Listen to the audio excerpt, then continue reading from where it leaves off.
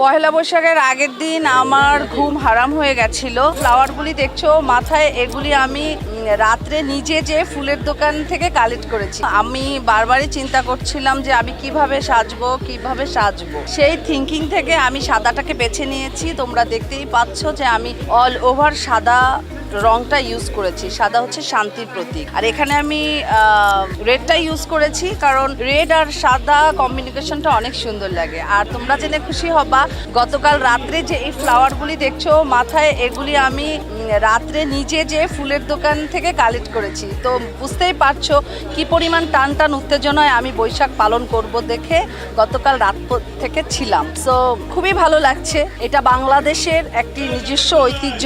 বাংলাদেশের যেমন নিজস্ব ঐতিহ্যের মধ্যে লোকগাথা, লোকগান আছে, এটাও একটি ঐতিহ্য উৎসব। ধর্মীয় উৎসবের বাদে বাংলাদেশে যদি একটি বড় উৎসব ধরা হয়, সেটি হচ্ছে পহেলা বৈশাখের উৎসব। সো পহেলা বৈশাখের জন্য একটি বাড়তি আকর্ষণ আমার সবসময় বিরাজ করে।